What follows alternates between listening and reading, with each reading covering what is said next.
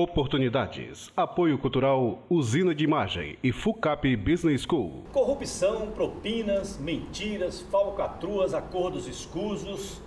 Olá, o programa Oportunidades está começando. Eu estou citando essas palavras porque é o que a gente tem recebido de bombardeio de informação nos noticiários e também nas redes sociais. A pergunta que eu faço é como as crianças e os jovens estão absorvendo essas informações. O que eles estão aprendendo? E como pode ser o futuro dessa geração a partir do momento que eles recebem essas informações? Essas e outras perguntas, meus convidados aqui, eu quero apresentar, eles que vão responder no programa de hoje. Eu quero apresentar aqui dois especialistas em comportamento humano. Primeiro eu apresento a Maria Rita Salles, ela é psicóloga, também com formação em coach e é especialista em RH, recursos humanos. Exatamente. Boa noite. Obrigado por ter vindo. Muito obrigada a você, os telespectadores. Ok, eu quero apresentar também o Fábio Flores. Fábio Flores, muita gente conhece ele como humorista, mas também, para quem não conhece, Fábio Flores, ele é um educador, consultor em PNL, programação neurolinguística e com formação em coach. Tudo bom, Fábio? Tudo ótimo, grato novamente pelo convite. Obrigado por ter vindo hoje aqui, tá? É uma satisfação sempre. Pois é, a ética, moral e também sobre a corrupção, o que os jovens estão aprendendo, como eles estão assimilando essas informações para garantir o futuro deles. O programa Oportunidades está começando.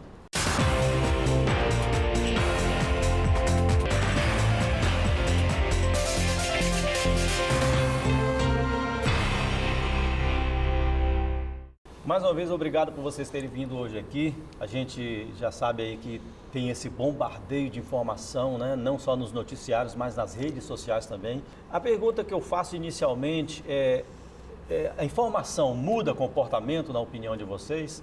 Esse tipo de informação pode mudar comportamento futuro? Posso começar? Pode sim. Então, a informação ela sempre impacta e ela pode ser uma possibilidade de mudança assim, de comportamento. Ainda ontem eu falava à noite numa sala de aula que para os alunos, 73 alunos, que na década de 60 e 70 nós não tínhamos informação. Né? E hoje eles têm literalmente a informação na palma das mãos. E o que eles têm feito com essa informação? Então, assim, a informação, ela sim impacta e ela sim colabora bastante para a mudança de comportamento.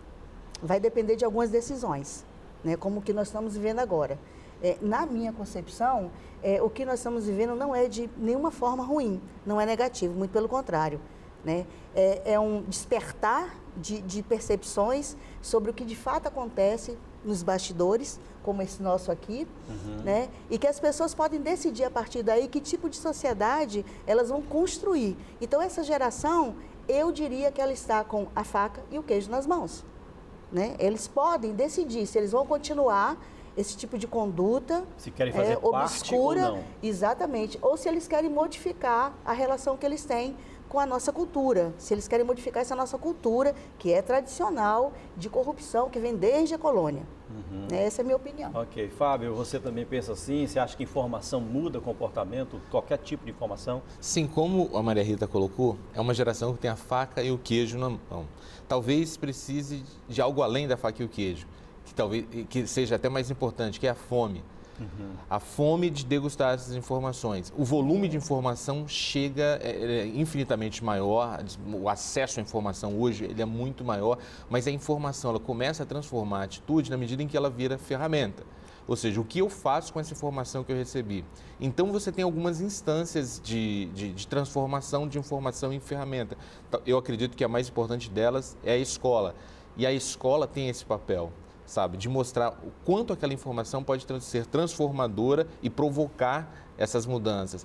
E eu vejo um cenário esperançoso nesse sentido, porque os estudantes, de posse dessas informações, de posse dessa possibilidade de transformar a informação em ferramenta, eles estão educando os pais. Eu tenho uma história particular, e eu não posso citar o nome, um político daqui do Espírito Santo, que se candidatou na última legislatura a deputado federal.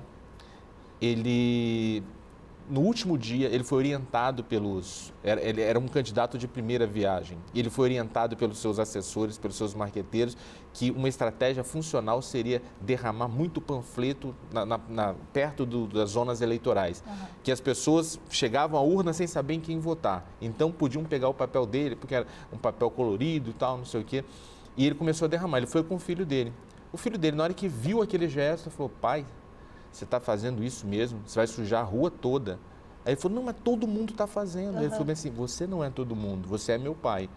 Ele desistiu da estratégia ali, naquele momento. Ou seja, o filho educou o pai. Então, nesse ponto eu vou discordar do Fábio, que atribui à escola essa construção, formação de caráter. No que ele demais citou, eu concordo. Mas eu ainda fico fixada na condição da família, porque a família ela passa muito mais tempo com o indivíduo, né, para formar o caráter desse indivíduo do que a escola. A escola eu fico com meus alunos no máximo 3 horas, digamos, no máximo. E aí o que acontece? Na sala eu tenho hoje uma série de empecilhos que eu não posso, né, falar qualquer coisa que venha constranger, ou ofender, ou simplesmente sensibilizar alguma pessoa. Então, os professores hoje, eles estão, de uma certa forma, extremamente limitados na educação. Eu lembro que lá na década de 60, a professora Estela, lá em Ilhéus, ela já faleceu, ela corrigia os alunos. Ah, você concorda ou discorda dessa questão de correção? Para mim foi bom, né? Hoje talvez não sirva mais. Mas ela me corrigia, ela falava: está errado, essa letra não está boa, seu caderno está sujo. Então, eu fico com a família nessa construção de caráter dessas crianças. E que bom que essa criança já tem esse discernimento. Né? Eu vou te dar um contraponto aqui. Você falou: passa 3 horas com o aluno à tua frente. Que pai passa 3 horas na frente do filho hoje, sem o intermédio de tecnologias? Muito bom seu contraponto. Então, ainda que sejam só 3 horas, são 3 horas, é muito mais tempo que muitos pais hoje passam com os filhos. Isso é uma chamada de atenção para os pais. É verdade. Vocês falaram assim que os jovens hoje estão com o queijo, a faca na mão, a fome também, né, de conhecimento. Agora, a gente sabe que os jovens, em sua maioria, eles são idealistas, né? Vendo essas informações negativas, eu chamo de informações negativas, essas informações sobre corrupção, propinas, quem está sendo bombardeado o tempo inteiro, o encantamento desse idealismo pode acabar, não? A esperança, você acha que não pode afetar de alguma forma lá dentro, no íntimo desse jovem? Muita esperança demais, não? Se você partir da premissa da psicologia no desenvolvimento humano, o jovem é um tempo de transição, como chega aos nossos 40 também. Muitas mudanças, é um segundo momento. Hormônios. Então, são muitas mudanças, muitos hormônios. Pela natureza dele, ele já é rebelde. Isso é um bom aspecto, né? A questão é, aquela palavra que eu te falei nos bastidores, que é facilidade. Se esse jovem perceber que a facilidade, de alguma forma, preponderando na sua vida, ela faz da vida dele uma vida melhor, esse melhor, mais fluido, que ele consegue as coisas que ele quer, no tempo que ele quer, e aí eu vou lá na psicanálise, que não é a minha especialidade, mas satisfazendo o id dos seus desejos, ok? Se ele se encantar com isso, é possível que ele perca o ponto de lutar por melhorias, que foi o caso do pessoal da década de 60. Mas me lembra aí o que você está falando, aquela célebre frase, né? A ocasião faz o ladrão. Eu não concordo com essa frase, eu acho que a ocasião revela o ladrão, né? É o que está acontecendo agora.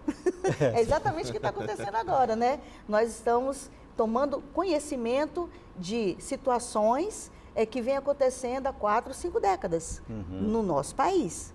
Né? Eu não estou falando de outros lugares, estou falando do Brasil. Então, que bom que nós agora descobrimos, que bom que eu, com 53 anos, eu estou vendo tudo que acontecia e que eu não tinha discernimento. Agora, o que eu vou fazer com isso? Eu posso melhorar minha conduta. O jovem também pode decidir não furar fila, pode decidir não dirigir o carro do pai sem carteira de habilitação, pode decidir não colar na prova, que é uma coisa que eu faço. Eu falo: gente, quando vocês colam, colam, e vocês dão cola, vocês estão criando pessoas que vão atrapalhar vocês no mercado de trabalho. Né? Então, eu penso assim, a esperança é um fator para além do contexto histórico. Né? Faz parte do ser humano ter esperança. Então, eu sou otimista, eu não sou iludida, mas eu sou otimista que muitos jovens, eles perseguirão um rumo melhor para o nosso país. Eu vi a opinião do Fábio também a respeito disso. Eu vejo com muita satisfação o momento que a gente está vivendo. As nossas gerações, elas elas conviveram com a corrupção, com escândalos políticos e a gente não via consequência. A gente não viu nas nossas gerações nenhum prefeito ser preso, a gente não viu nenhum governador ser preso, a gente não viu nenhum ministro ser preso. E essa geração que está aí, eles estão tendo relação de causa e consequência. A gente não teve. A gente vê pessoas que estão a 3, 4 escândalos, os mesmos protagonistas sendo revelados e nada vinha acontecendo. Agora, na medida em que começa a ter o peso da consequência, isso vai gerar lá na sua sala de aula. O menino, na hora que for colar, ele vai falar bem assim, poxa, com que autoridade moral eu posso cobrar de um prefeito se aqui na minha conduta eu estou também desviando da moral? Se aqui na sala de aula, que é a minha esfera de poder, eu estou traindo os meus valores e os meus propósitos. Então, nesse sentido, na medida em que essa relação de causa e consequência fica mais revelada, a gente tende a ser mais esperançoso. Tem uma propaganda que eu gostaria de citar aqui para vocês devem conhecer muito bem. Eu pesquisei na internet porque não é da minha época, não. Brincadeira. Mas para os jovens, é uma propaganda que foi feita pelo jogador Gerson em 1976. O Gerson é um jogador do tricampeonato brasileiro, né, na Copa de 70. Ele fez uma propaganda de um cigarro, a marca de um cigarro, em que ele falava das vantagens desse cigarro. E no final da propaganda ele fala a célebre frase que diz o seguinte: o importante é levar vantagem em tudo, certo? É o que Gerson fala. A partir desse momento foi criada, cunhada a Lei do Gerson aqui no Brasil.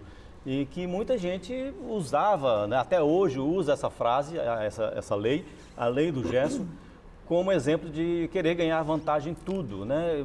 Atropela o amigo, atropela o colega, conta mentira, faz falcatrua para levar vantagem em tudo.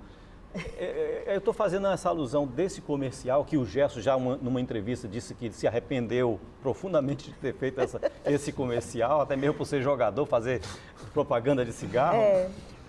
Mas ele se arrependeu profundamente. E essa alusão que eu faço do comercial, né, que afetou uma geração toda, e desses acontecimentos que vocês estão falando que pode ou não afetar de forma positiva ou negativa. Né? É muito forte o poder da informação, no caso. Né? Você viu que a Lei do Gerson está até hoje. Se nós formos retomar a questão da história, lá na época colonial, e depois Império, e depois República, e depois ditadura, e agora o que a gente chama de democracia, isso é constante. Né? A corrupção, o estado da corrupção no nosso país é tradição. Então, assim, as pessoas, elas expressam a questão da Lei de Gerson, né? É importante levar vantagem. É um hábito, como você bem disse, é um hábito que nós adotamos e não queremos largar, até porque nós vamos precisar fazer algumas negociações, alguns pactos conosco para poder deixar de ter aquilo tão prontamente. Né? Mas, como Fábio, eu sou esperançosa de que as pessoas tenham um discernimento e reflitam sobre, nossa, eu posso mudar isso aqui, eu posso mudar. Né? Porque o político não é corrupto. Na verdade, nós temos um grupo de pessoas, um significativo número, que corrobora esse tipo de conduta. Então, enquanto não houver impunidade, não haverá a correção. Não haverá um redirecionamento no rumo da nossa sociedade. Eu também tenho essa esperança que vocês estão falando aí. Eu vou pedir, Fábio, para comentar essa questão da Lei do Gerson no próximo bloco. Sim. Eles estão me pedindo um intervalo aqui. Nós vamos fazer um intervalo, daqui a pouco a gente volta. Até já.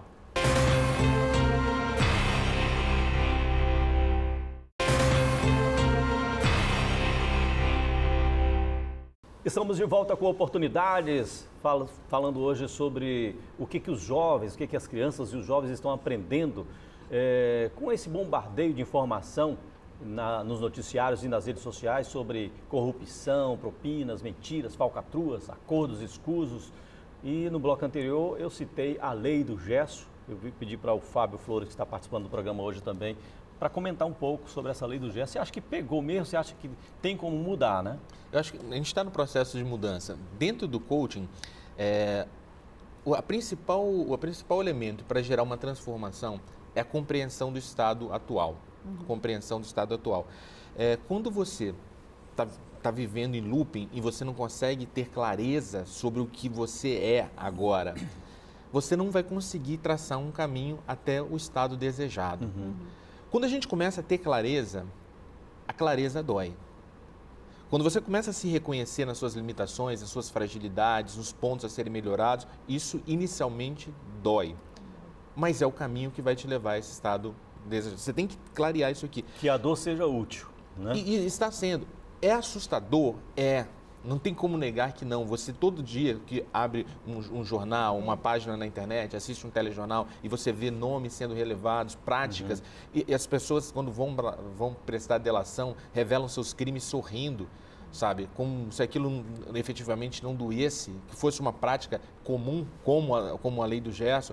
Aquilo causa indignação, mas é o caminho da transformação. A partir dali a gente tem a possibilidade.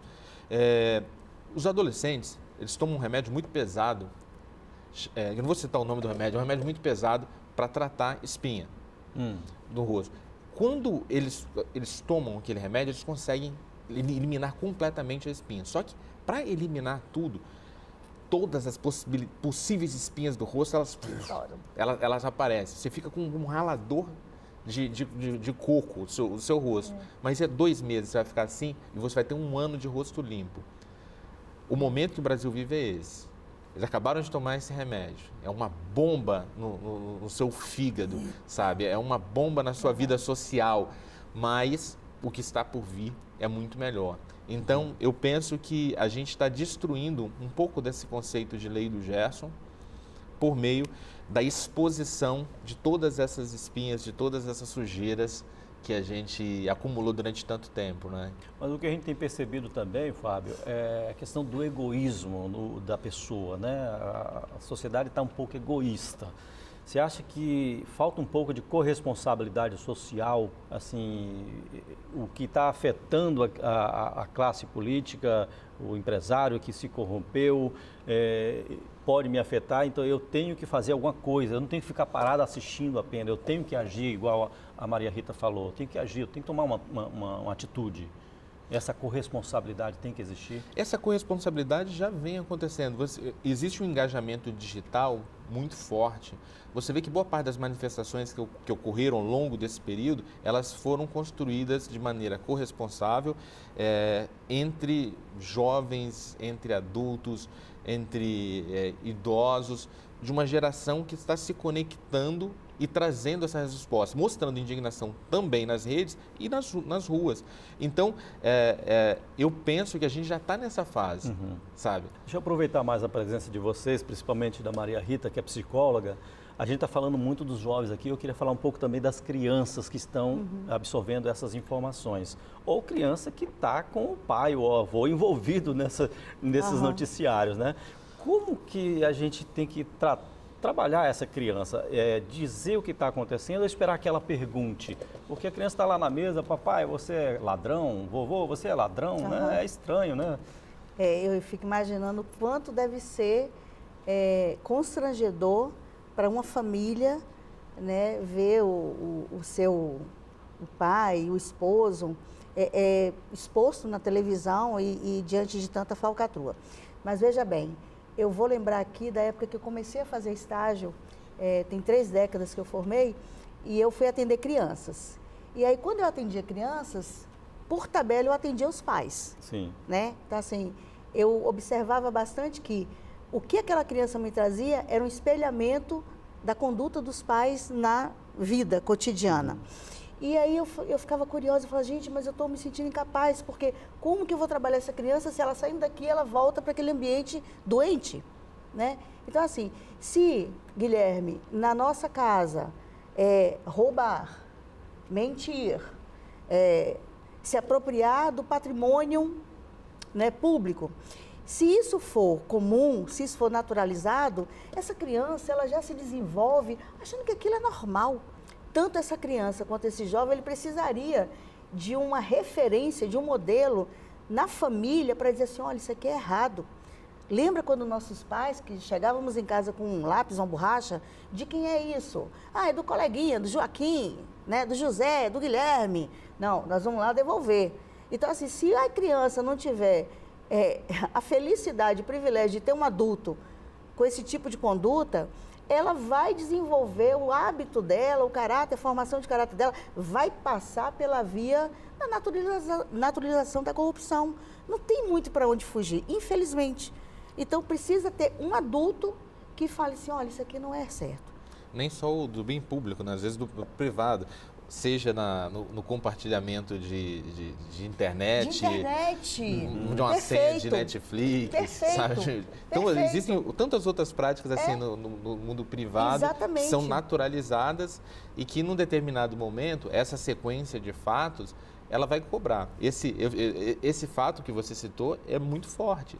Você imaginar o que é uma criança, olhar para o pai e questionar, pai, isso que estão falando na televisão sobre o senhor é verdade? Estão falando sobre o meu avô, é verdade? O que ele pode entregar para essa criança? Eu vejo com muito, aterrorizado, de certa maneira, um contexto de pós-verdade sendo apresentado para a gente. Ou seja, você tenta desmerecer e desconstruir a imprensa, você tenta desmerecer veículos independentes de comunicação para estabelecer a sua verdade como definitiva, a partir do descrédito dos veículos oficiais. É lógico que a gente tem nas redes sociais uma possibilidade infinita de acesso à informação, mas é um acesso como se fosse uma pizza. Ela é muito extensa, mas ela é muito fina e muitas vezes sem apuração e sem o trabalho do ofício do jornalista, que é apurar, de buscar os dois lados da história, de dar uma informação mais trabalhada e com credibilidade. E o que essa turma está fazendo, boa parte desses indivíduos que hoje despontam como líderes nacionais nas redes sociais e do campo político, é esse trabalho de desconstrução por meio da pós-verdade. Então, eu temo que esse indivíduo faça com o filho e faça com o neto o que vem fazendo como prática de projeção política dentro das redes. Infelizmente, a gente tem esse cenário também. Por isso que aqui no começo eu falava da importância da escola. Hoje, quando você fala que a escola não pode ter posicionamento ideológico, não pode ter posicionamento político, a escola não pode questionar a religião. Eu acredito que a escola tem um poder de transformar, ou seja, de trazer essas informações, oferecer contrapontos e entregar para o estudante a possibilidade de escolha. Mas se você negar à escola a possibilidade de apresentar esses contrapontos, de fazer esse trabalho de apuração também, para que vai servir a escola? Se é só para entregar informação, o Google entrega com maior velocidade e com mais oferta. Agora, deixa eu fazer uma pergunta aí, aproveitando também o seu lado humorista, né? Sim. Para o humorista, isso é muito bom, esse cenário é muito bom, né? É ou não é? Exato. Ontem à noite eu fiz um show justamente sobre esse tema. Um bom set do show foi sobre a lista do Odebrecht e os apelidos que eram colocados ali, sabe? Eu imagino o orgulho do indivíduo que é convidado a chegar para o pai e para a mãe e falar assim, fui promovido. Você está trabalhando agora, estou trabalhando na divisão de propina da minha empresa. Qual é o seu trabalho lá? Colocar apelido.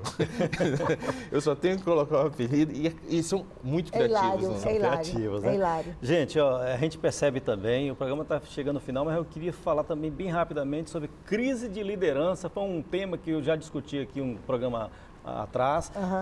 Está havendo uma crise de liderança no mundo todo. A gente está precisando, a Maria Rita falou assim, o filho tem que se espelhar nos pais, né? Tem que ter um exemplo dentro de casa. Agora, um exemplo na sociedade, a liderança. Quem são os líderes, né? Nossos líderes estão se tornando exterminadores do futuro. Né? É bem complicado isso. Eu penso da seguinte forma. De fato, nós estamos carentes de modelos. Né? Modelos eficazes, efetivos, assertivos, e que, sobretudo, eles amem a nossa pátria. Né? Eu penso que o Brasil está sendo muito pouco amado por quem se propõe a cuidar dele. É um país lindo, é um país cheio de riqueza, sabe? Então, assim, a crise também pode ser oportunidade. Eu vejo esse momento como absoluta oportunidade de redirecionar em todos os campos. Porque é engraçado você ter crise na liderança, porque nunca nós tivemos tantas escolas de líderes como atualmente. E com várias ferramentas, coaching, programação neurolinguística, né? Várias ferramentas que são utilizadas para tirar da pessoa aquilo que ela tem de melhor, de competências, e que elas possam ser pessoas, lideranças inspiradoras, lideranças apoiadoras, enfim. Nós nunca tivemos tantas escolas. E é um paradoxo, porque falta agora as pessoas abraçarem essa possibilidade e caminharem. Você é líder aqui, eu sou líder onde eu estou e você é líder onde você está.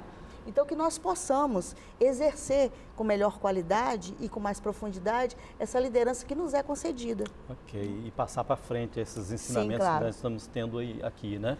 O programa, gente, chegou ao final. Eu gostaria que você desse o último recado para os nossos telespectadores, uma frase só para encerrar. Fábio, iniciando, por favor. Eu quero inicialmente agradecer novamente pelo convite, sempre me sinto muito bem estando no Oportunidades, uma satisfação conhecê-la também.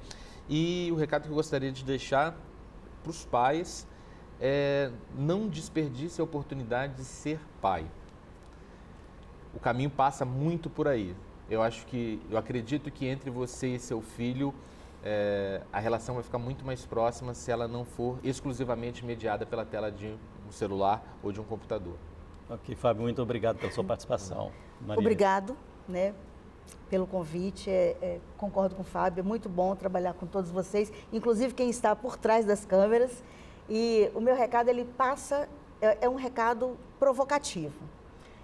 Então, Fábio, se hoje você fala, pais, cuidem dos seus filhos, eu fico aqui me perguntando, e esses pais, desses filhos que estão sendo protagonistas dos escândalos, aonde que eles erraram?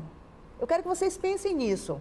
Aonde que esses pais de mais de 580 pessoas que estão num espaço limitado e os outros espalhados por todos os estados da União, aonde que eles erraram na educação de vocês? Okay. Essa é a minha provocação. Deixou a provocação no ar. Muito obrigado, Maria Rita, também pela sua participação. Obrigado a vocês dois. Agradeço também a audiência do telespectador. Espero que vocês tenham gostado do programa de hoje. Semana que vem a gente volta com outro assunto. Até lá.